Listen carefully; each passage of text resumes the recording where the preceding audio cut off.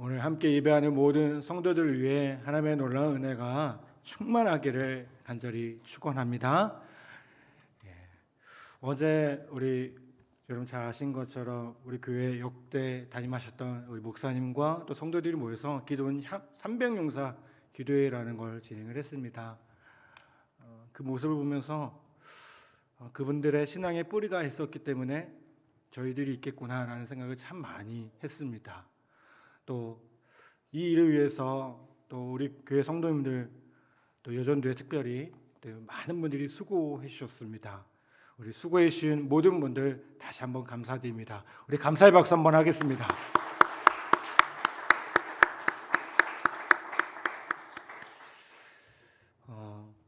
우리도 그들보다 더 멋있고 또 귀하게 함께 신앙의 모습들을 이어나가는 우리 모두가 되었으면 좋겠고요. 제가 어제 마지막에 교회 소개하면서 우리 교회 자랑을 좀 많이 했습니다. 또 식사하면서도 우리 교회가 얼마나 기쁘게 섬기고 있는지 자랑도 많이 했습니다. 여러분 정말 하나님 앞에 그렇게 칭찬 듣고 자랑할 만한 우리 복된 성도들 다 되시기를 주님의 이름으로 간절히 축복합니다. 척 스윈들 목사님은 희망 그 아름다운 이름이라는 책에서 이런 이야기를 합니다. 우리는 외모도 옷차림도 다릅니다. 또한 좋아하는 음식과 책과 차와 음악의 취향도 다릅니다. 누구는 오페라를, 누구는 컨트리 음악을 좋아합니다. 우리에게는 다른 배경과 목표와 동기가 있습니다. 우리는 다른 일을 하며 다른 취미를 즐깁니다. 누구는 암벽타기를, 누구는 오토바이를 즐깁니다. 우리는 체중과 키가 다르며 피부색도 다릅니다. 그런데 공통적인 것이 하나 있습니다. 아프다는 것이 어떤 것인지를 안다는 사실입니다. 고난이라는 것은 우주적인 언어입니다. 눈물은 유대인이나 회교도나 크리스찬, 흑인, 백인, 황인, 어린이나 어른이나 노인에게 모두 같습니다. 삶이 고통스럽고 꿈이 사라질 때 우리는 각자 다른 방법으로 고뇌를 표현합니다. 그러나 우리는 모두 고통과 상심과 질병과 재난과 역경과 고난의 아픔을 압니다. 여러분 어떻습니까? 이 말에 동의가 되시는지 모르겠어요. 고난이라는 것은요 특별한 사람에게만 찾아오는 것이 아닙니다. 누구나 어렵고 힘이 듭니다. 고통이 찾아오고 고난이 찾아옵니다. 그런데 모든 사람이 다 똑같이 반응하는 것은 아닙니다. 고난에 대한 반응은요 자유이지만 그 결과에 대한 책임은 우리가 져야 합니다. 고난은 우리를 만들기도 하고 부서뜨리기도 한다라는 말이 있습니다. 여러분 이 말이 뭘 의미합니까? 우리에게 찾아온 문제들과 고난에 대해서 우리가 어떻게 반응하느냐 이것이 너무나도 중요하다는 거예요. 여러분 그러면 우리는 고난과 문제에 대해서 어떻게 반응해야 하겠습니까? 어떻게 하는 것이 거룩한 주님의 백성으로서 구별된 모습이겠습니까? 오늘 말씀을 통해서 함께 생각해 봤으면 좋겠습니다. 여러분 문제라는 것, 고난이라는 것은요 인생 가운데 피할 수 있는 것이 아닙니다. 야고보 이 사도는 만약 고난을 만난다면이라고 하지 않습니다. 뭐라고 말하나요? 너희가 고난을 만날 때. 여러분 이게 뭘 의미하겠습니까? 사람마다 정도와 횟수와 종류의 차이가 있지만 모든 사람은 어떻습니까? 고난과 문제 속에서 살아간다는 거예요. 그래서 욥기에 보면 욥은 뭐로 얘기합니까? 인생은 고난을 위해서 태어났다라고 얘기를 해요. 욥이 그 고난 가운데 있으면서요 인생은 고난을 위해서 태어났다라고 고백하고 있습니다. 여러분 그리스도인이라고 해서 고난이 면제되지 않습니다. 오늘 말씀에도 보면 2절에 내 형제들이라라고 말하고 있죠. 여러분, 야고보가 고난에 대해서 얘기하면서 누굴 부르고 있어요? 내 형제들아, 그리스도인들아 라고 얘기하고 있는 거예요. 1절에 의하면 그들은 다름이 아닌 흩어져 있는 유대 그리스도인들이었습니다. 유대 역사가 요세푸스에 의하면 주후 45년 글라디오스 황제 때 유대인들은 핍박을 받았고요, 로마와 팔레스타인으로 쫓겨나가게 됩니다. 유대인들의 사업은 폐업 상태에 이르렀고요, 아이들은 학교에서 쫓겨났습니다. 삶은 냉혹했고 불안했습니다. 게다가 그리스도인이 된 유대인들의 상황은 더욱 어려워져 갔습니다. 여러분, 그리스도인이 된다는 것, 예수 믿는다는 것은요, 바람 없는 인생의 온실 아래 들어간다는 의미가 아닙니다. 물론 예수 믿으면 우리가 기도한 것처럼 병도 회복되고요, 하늘에도 형통하게 되고요, 모든 일이 평안 가운데 세워지기도 합니다. 그런데 여러분, 성경은 요한복음 16장 33절에서 뭐라고 말씀합니까? 세상에서 너희가 환난을 당하나 담대하라 라고 말씀합니다. 여러분, 너희가 환난을 당하나 우리는 어떻게 해야 돼요? 담대해야 됩니다. 그런데 이렇게 말씀하신 분이 계세요. 고난과 문제가 있는 걸 보니까 내가 하나님께 뭔가 크게 잘못해서 그런가 보다.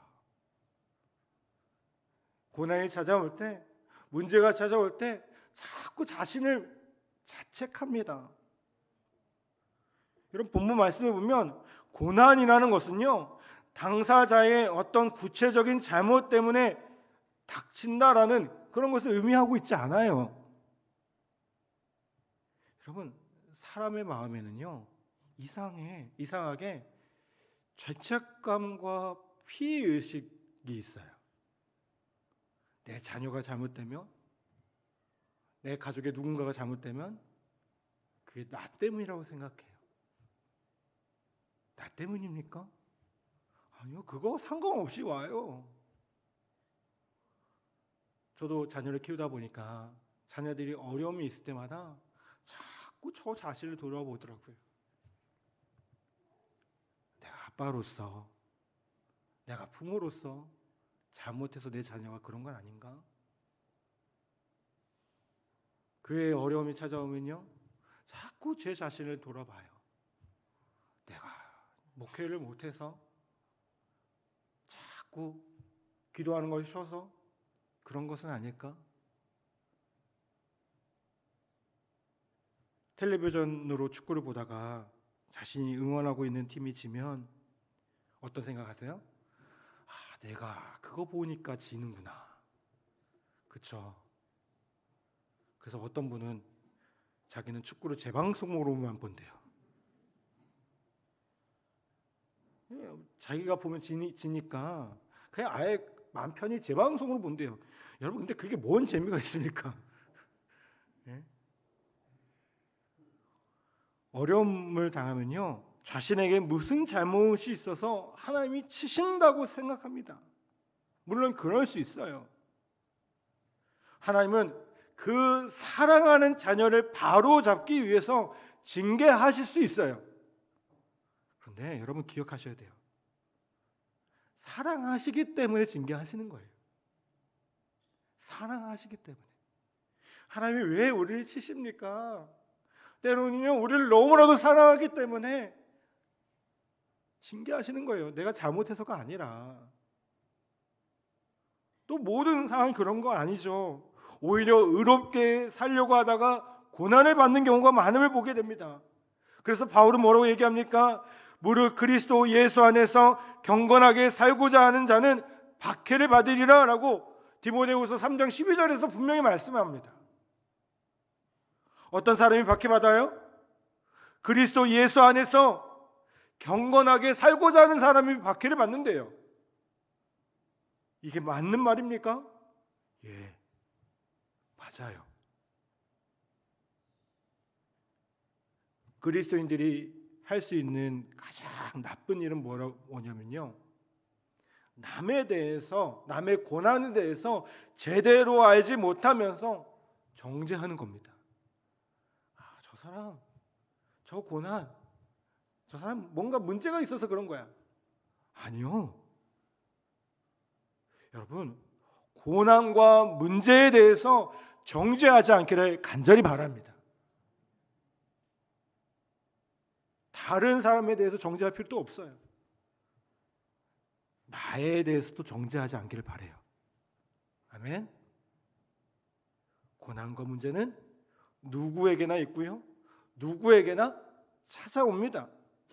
스스로 자책하고 남을 정죄하기보다 어떻게 하면 고난 가운데 실족하지 않고 이 고난과 문제를 헤쳐나갈 수 있는 힘과 지혜를 달라고, 그리고 고난 가운데 주님이 원하시고 주님이 뜻하시는 것이 무엇인지를 알게 해달라고, 여러분 그렇게 함께 기도하는 우리 모두 되기를 간절히 바랍니다. 여러분 오늘 말씀을 보면 야고보가 2절에서 뭐라고 얘기합니까? 여러 가지 시험을 당하거든 뭐라고 얘기해요? 온전히 기쁘게 여기라. 그냥 받아들이는 정도가 아니라 뭐라고 얘기해요? 기쁘게 여기래요. 여러분에게 큰 어려움이 찾아오면 여러분 어떤 마음이 드십니까? 기뻐하실 수 있나요? 감사하실 수 있나요? 아니요. 그렇죠?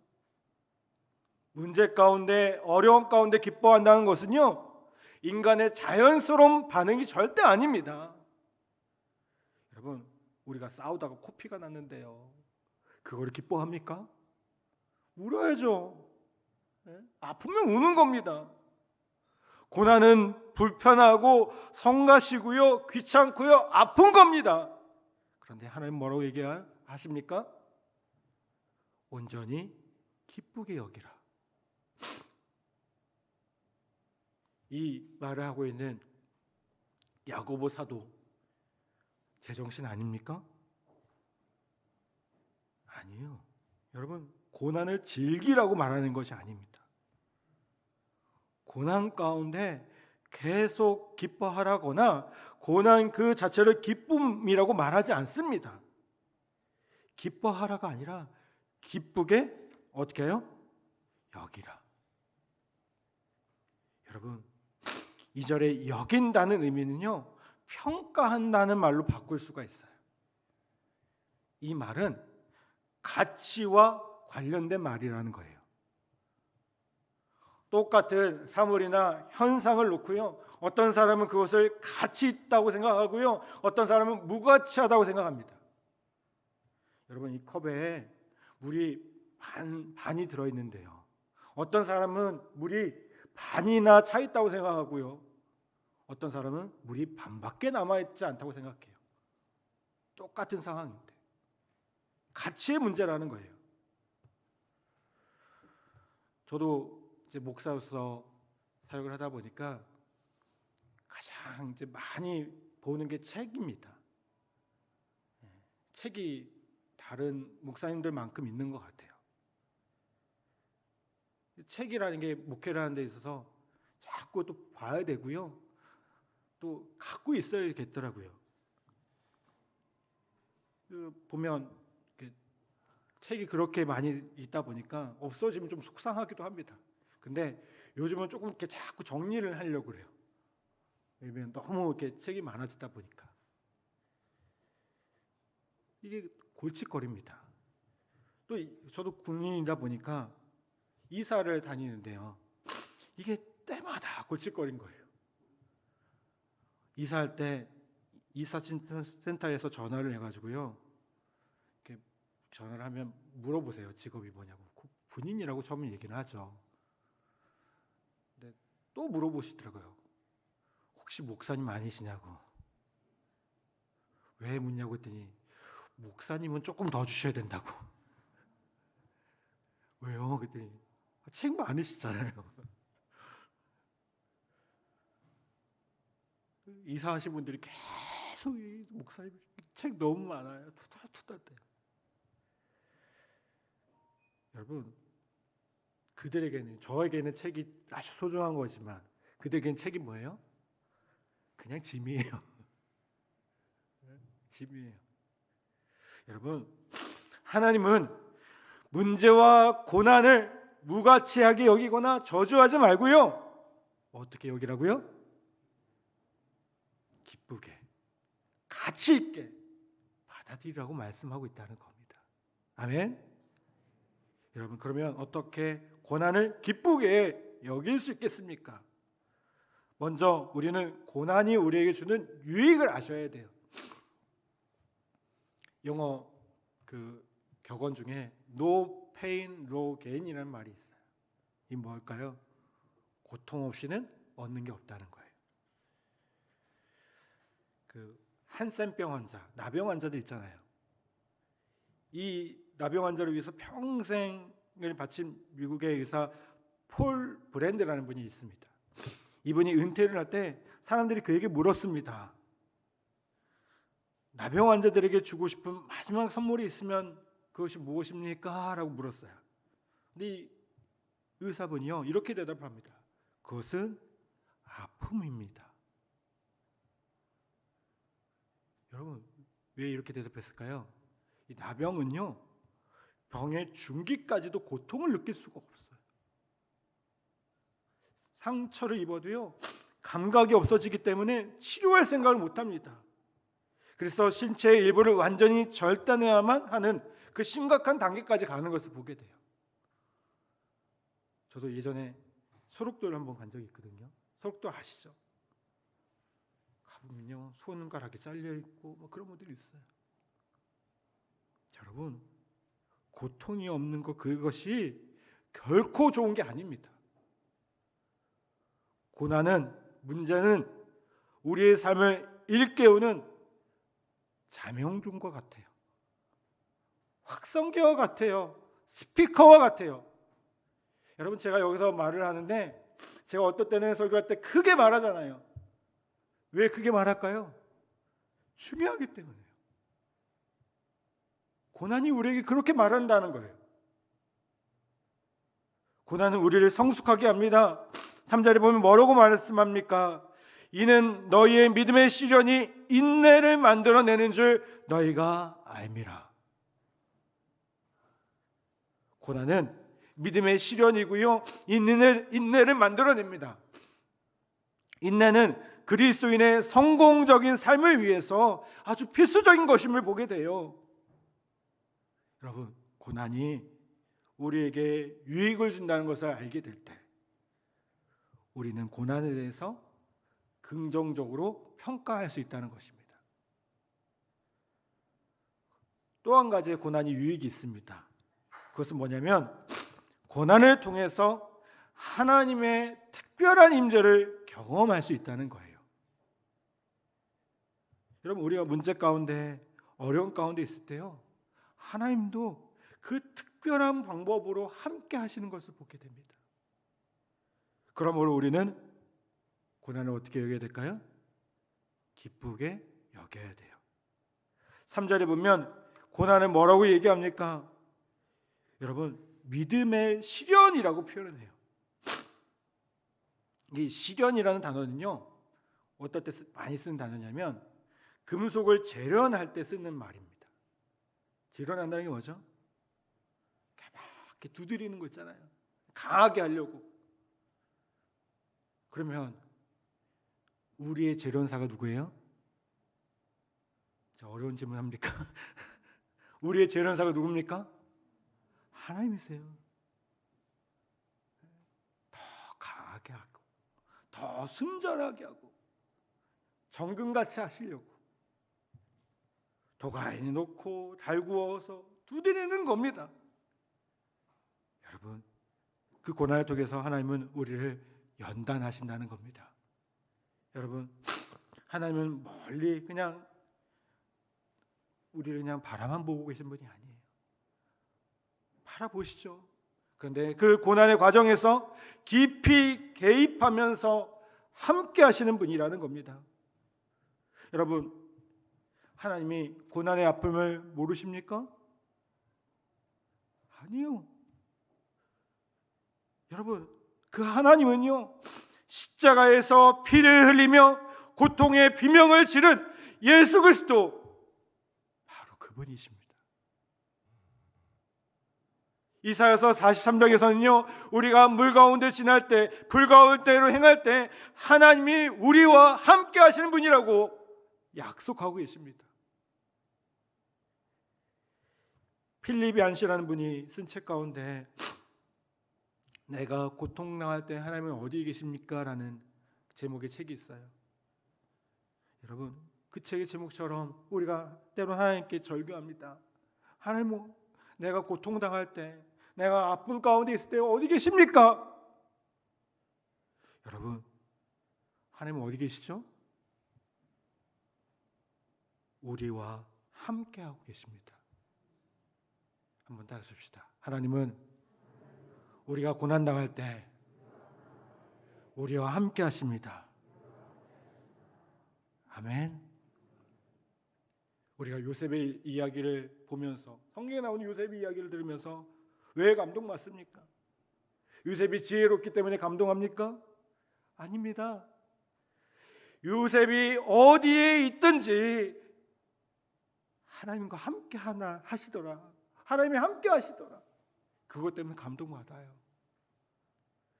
여러분, 우리의 하나님은 우리가 고통 가운데 우리와 함께 하시는 하나님이십니다. 임마누엘의 하나님이십니다. 우리가 좋을 때만 함께하는 분이 아니라 우리가 아픔 가운데, 문제 가운데, 정말 기도조차 할 수 없는 그 순간에도 함께 하시는 하나님이십니다.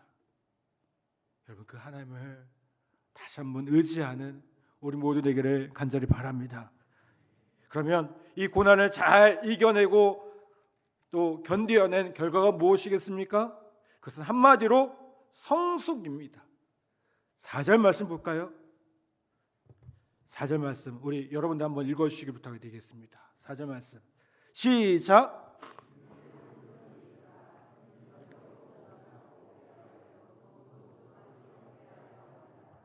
아멘. 여러분, 우리에게 주어진 문제와 고난을 이겨낼 때 우리는 어떻게 됩니까? 온전하게 됩니다. 성숙하게 되는 겁니다. 성장하게 됩니다. 하나님께 칭찬 듣는 존재가 된다는 거예요. 여러분, 그러면 성숙은 어떠한 성숙을 의미할까요? 우리의 인격이 성숙하는 것을 의미합니다. 인격이라는 게요, 여러분, 인스턴트 음식이 아니에요. 인격이라는 건요, 오랜 시간 고난의 용광로에서 만들어집니다. 한 과학자가 실험을 했대요. 어떤 실험을 했냐면 나비가 애벌레를 거쳐서 고치 상태에서 나비로 이렇게 탈바꿈 하잖아요, 그렇죠? 번데기가 됐다가. 근데 이 나비가 그 번데기에서 빠져나오기 위해서 안간힘을 쓰는 것을 본 실험자가 이 그 구멍을 넓혀주기 위해서 쉽게 나오도록 해주었답니다.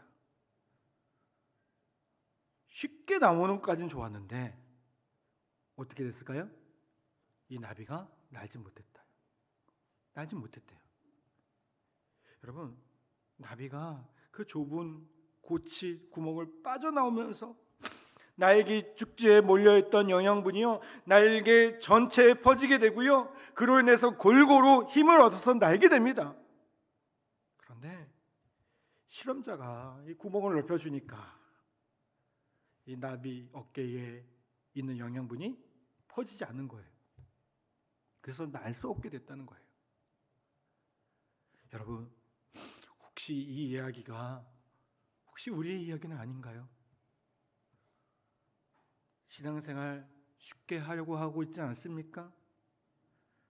시간과 관심과 훈련을 요구하는 고통의 구멍이 저절로 넓어지기만을 기다리고 있지 않습니까? 바라고 있지만은 않습니까? 여러분, 유사 이래로 오늘날처럼 이 복음의 자원 시대가 이렇게 많은 적이 없어요. 그런데 왜 우리가 성숙하지 못하고 왜 우리의 인격이 변하지 않습니까? 너무 쉬운 것을 찾으려 하는 것은 아닙니까? 여러분, 요즘 교회들마다 난리래요. 코로나 이후로. 왜 그럴까요? 이 코로나 때 온라인 예배가 너무 익숙해진 거예요. 너무 편해진 거예요. 그러니까 어때요? 성도들 교회를 안 온대요. 코로나 상황이 많이 해결되고 풀어졌잖아요. 우리 저희 모든 예배가 다 정상적으로 진행되잖아요. 그런데도 안 온대요. 여러분, 편한 거 좋습니다. 그런데 너무 편한 것만 찾다 보면 언제 어떻게 더 큰 일이 일어날지 모른다는 거예요. 여러분, 하나님은 우리에게 편안함보다 우리가 성장하기를 원하고 계십니다. 인격적으로 온전한 모습으로 세워지길 원하고 계십니다. 예수님처럼 아름다운 성품을 지니고 예수님처럼 은혜롭고 친절하며 예수님처럼 충성되고 신실하며 예수님처럼 온유하고 겸손한 사람이 되기를 원하고 계신다는 거예요. 그러면 그렇게 하려면 우리 안에 있는 문제들을, 고난들을 기쁘게 여길 수 있어야 된다는 겁니다. 사랑하는 여러분, 하나님께서 왜 우리에게 이런 문제들을 주십니까? 이런 것들을 바라보며 원망하고 불평하기보다 감사함으로 받아들이고요, 함께 하신다는 주님의 약속을 믿고 또 인내함으로 승리하는 저와 여러분 모두 되기를 간절히 바랍니다. 오늘 우리에게 주어진 모든 것을 기쁘게 여기며 주 안에서 더 성숙한 신앙인의 모습으로, 주님 원하시는 기뻐하신 모습으로 더 든든히 서가는 우리 성도들과 신우들 다 되시기를 주님의 이름으로 간절히 축복합니다. 이 시간 우리 말씀을 기억하며